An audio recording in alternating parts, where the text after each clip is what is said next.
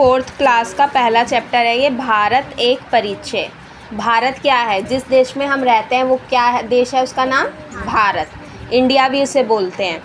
अब भारत के बारे में हमें कैसे पता चलेगा, भारत एक देश है, ये हमें कैसे पता चलेगा, चीज़ों के बारे में हमें कैसे पता चलेगा। जब भी हम कहीं पर भी जाते हैं तो क्या करते हैं, किसी से रास्ता पूछते हैं।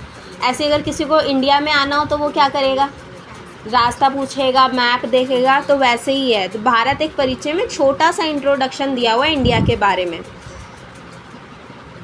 अब जैसे कि आप लोग जहाँ रहते हो उसके आसपास की जानकारी हर किसी को रहती है। तुम जहाँ पे भी रहोगे तुम्हें पता होगा कौन सी गली में चीज़ की दुकान है, कौन सी गली में तुम्हारा ट्यूशन पढ़ता है, कौन सी गली से होके तुम स्कूल जाते हो, है ना। इससे पहले जो 3rd क्लास में थे उसके बारे में दिल्ली में पढ़ा था, दिल्ली के बारे में पढ़ा था, यानी जो 3rd क्लास की बुक थी वो दिल्ली पे थी। लेकिन ये जो 4th क्लास की बुक है ये भारत के, इंडिया के बारे में ज़्यादा होगी, पूरे देश के बारे में बात करेंगे हम इसमें। भारत क्या है, एक बहुत बड़ा देश है।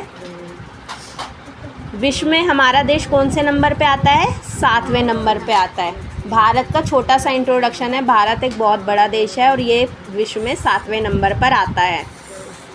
आपको क्या करना है, एक वर्ल्ड का मैप लेना है, पूरे संसार का मैप लेना है और उसके अंदर इंडिया को देखना है। इंडिया कहाँ पड़ता है, एक अफ्रीका, देखो ये अफ्रीका महाद्वीप है, ये एशिया महाद्वीप है। भारत जो है एशिया महाद्वीप का एक हिस्सा है। एशिया महाद्वीप में यहीं कहीं देखो यहाँ इंडिया पड़ेगा। विशाल देश को जानने समझने के लिए मानचित्र की आवश्यकता होती है। जब भी हम किसी भी देश के बारे में या किसी भी जगह के बारे में जानना चाहते हैं या कहीं जाना चाहते हैं तो हम सबसे पहले क्या करते हैं, उसका मैप देखते हैं। मानचित्र की आवश्यकता होती है। जो क्वेश्चन इंपॉर्टेंट होता है, मानचित्र क्यों बनाए जाते हैं, इस पर क्वेश्चन बुक के एंड में भी दे रखा है। ये रहा 5th के खा पे मानचित्र क्यों बनाए जाते हैं, इसका आंसर भी यहाँ पर है। प्लस ये क्वेश्चन बहुत इंपॉर्टेंट है, हर बार एग्ज़ाम में पूछा जाता है। क्या दे रखा है, भारत को ही नहीं वरन पृथ्वी के विभिन्न शहरों, देशों, सागर, नदियों आदि के बारे में जानने के लिए मानचित्र बनाए जाते हैं। यहाँ तक ये जो है आंसर है किसका, 5th क्वेश्चन के ख का आंसर है कि मानचित्र क्यों बनाए जाते हैं। और सागर और नदियों में क्या फ़र्क होता है, नदियों में मीठा पानी होगा, सागर में खारा पानी मिलेगा, ठीक है। हम मानचित्र मैप क्यों बनाते हैं, ताकि हम जान सकें कि कहाँ पर शहर है, कहाँ पर कौन सा देश पड़ रहा है, कहाँ पर कौन सी नदी बह रही है, ये सब हमें इन्फॉर्मेशन मानचित्र में मिलती है। अब देखो ये वाला क्वेश्चन, ये भी आंसर आप लिख सकते हो। मानचित्र क्या होता है, पूरी पृथ्वी या इसके एक भाग का चित्र होता है जो पैमाने एवं प्रतीक चिन्हों की सहायता से कागज या अन्य किसी चपटी सतह पर बनाया जाता है। मानचित्र क्या है, जो पुराने ज़माने में जो आदि मानव हुआ करते थे वो पत्थरों पे बना देते थे लकीरें कि यहाँ से यहाँ जाएंगे, तो वो अपना मानचित्र वहाँ बनाते थे। हम यहाँ पे जो मानचित्र बनाते हैं वो किस पे बनाते हैं, पेपर पे बनाते हैं। अलग अलग चिन्ह दिखाते हैं, चिन्हों के बारे में आगे मैं बताऊँगी। किसी देश का क्षेत्र या मानचित्र को देखकर हम उस देश की सीमा, नदियाँ, शहरों, पर्वत, मैदान आदि के बारे में जान सकते हैं। कोई भी मानचित्र, जैसे किसी नई जगह पे हम जाते हैं तो हम क्या करें, अगर उस जगह का मानचित्र देख ले तो हमें पता चल जाता है कौन सी गली में कौन सी दुकान मिलेगी, कैसे मिलेगी। ऐसे ही इंडिया का मैप दे रखा है, इसमें हमें पता चल जाता है कि हम किस तरफ जाएंगे तो कौन सा राज्य हमें मिलेगा, किस तरफ भारत में कौन सी नदी बह रही है, कौन सा पर्वत है, किस तरफ जाके पाकिस्तान लग रहा है, किस तरफ जाके चीन लग रहा है, किस तरफ जाके भूटान लग रहा है। तो हम क्या कर सकते हैं, उसकी सीमा मतलब जिस एरिया तक वो देश है वो नदियाँ, शहरों, पर्वत, मैदान आदि के बारे में हम मानचित्र से जान सकते हैं। इसके लिए हमें मानचित्र को पढ़ना आना चाहिए, हमें पता होना चाहिए मानचित्र को कैसे पढ़ा जाता है। इसके मानचित्र पर कुछ संकेत होते हैं, कुछ सिंबल्स बने होते हैं, उन संकेतों को देखकर हम पता चलता है कि कहाँ शहर है, कहाँ नदियाँ हैं, कहाँ मैदान है।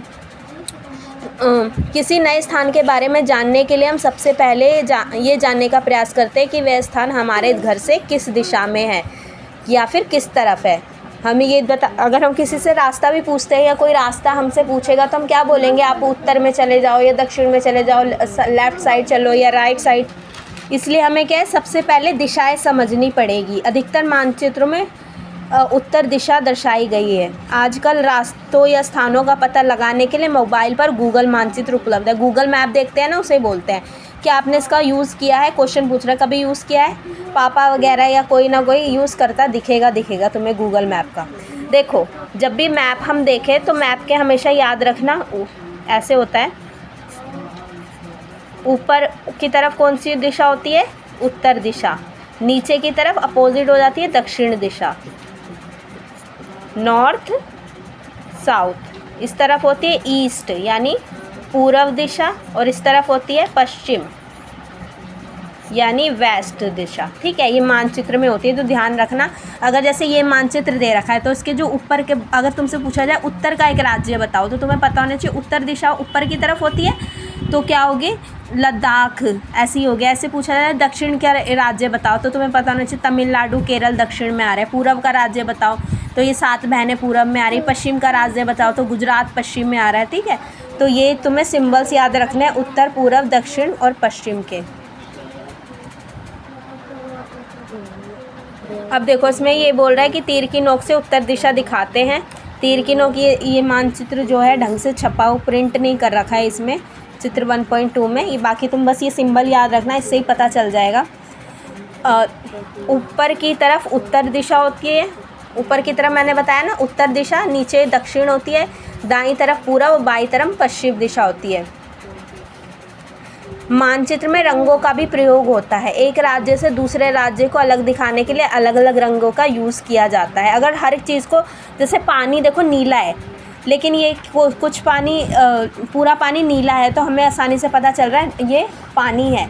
अगर जैसे ये लद्दाख, किस पे, जम्मू कश्मीर पे, लद्दाख पे, इन्होंने अलग अलग, हिमाचल प्रदेश पे, राजस्थान, गुजरात, सब पे अलग अलग कलर कर रखे हैं। अगर मान लो ग्रीन कलर से ही पूरा मैप दिखा देते तो हमें पता चलता कौन सा राज्य किसका है? नहीं पता चलता ना।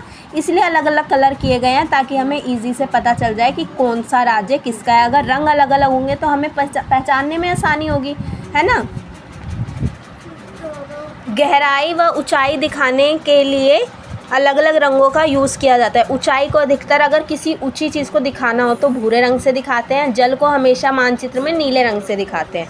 ये याद रखना, जहाँ नीला रंग है इसका मतलब वहाँ क्या होगा? पानी होगा। भारत के दक्षिण में हिंद महासागर है। इसे देखिए किस रंग से दर्शाया गया है। देखो, दक्षिण भाग कौन सा होगा? नीचे की तरफ मैंने बताया दक्षिण भाग होता है, तो ये दिख रहा है नीला कलर, तो यहीं कहीं हिंद महासागर होगा, क्योंकि नीला कलर पानी को बताता है। इसके दोनों तरफ कौन से सागर हैं? ये क्वेश्चन पूछ रहा है। कौन कौन से सागर हैं? इधर और इधर। ये भारत के दक्षिण में ये होगा हिंद महासागर, ठीक है, बंगाल की खाड़ी और अरब सागर, ये होंगे।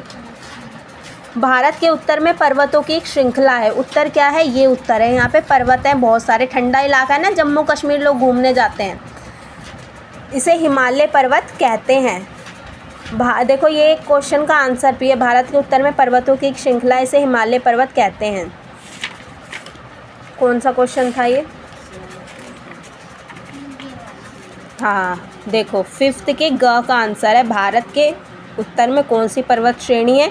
तो श्रेणी से कंफ्यूज नहीं होना है, श्रेणी मतलब श्रृंखला, ठीक है, उसका नाम लिखे। भारत के उत्तर में हिमालय पर्वत श्रेणी है जिसका नाम हिमालय पर्वत है।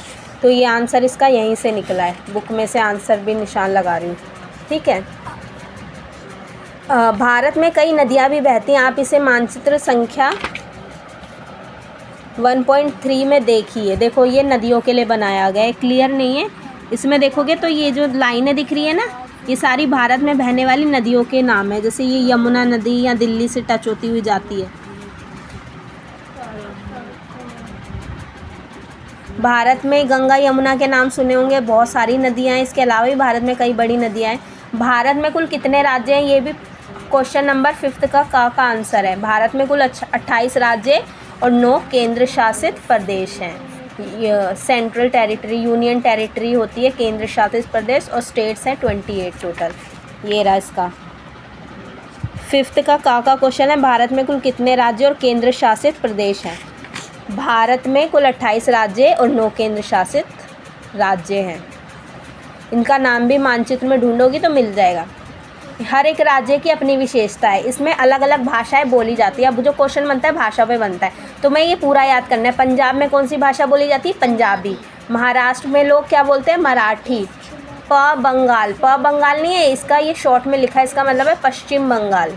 पश्चिम बंगाल में बंगला, केरल में मलयालम, तमिलनाडु में तमिल और कर्नाटक में कन्नड़। ये अलग एक्स्ट्रा क्वेश्चंस में आ जाते हैं, इंपॉर्टेंट क्वेश्चन में। तो तुम्हें अगर कोई सा भी राज्य है तुम्हें पता होना चाहिए किसमें कौन सी भाषा बोली जाती है। दिल्ली के विशेष राज्य का स्थान प्राप्त है। दिल्ली एक विशेष राज्य है, क्यों? क्योंकि भारत की राजधानी क्या है? दिल्ली है। भारत में सभी धर्म के लोग रहते हैं। कौन कौन से? हिंदू, मुस्लिम, सिख, ईसाई, बौद्ध, जैन, पारसी आदि मिलकर रहते हैं। इस तरह भारत अनेकता में एकता का देश है। अनेकता यानी बहुत सारे अलग अलग लोग रहते हैं लेकिन एकता से रहते हैं, यानी एकजुट होकर रहते हैं। तो ये था।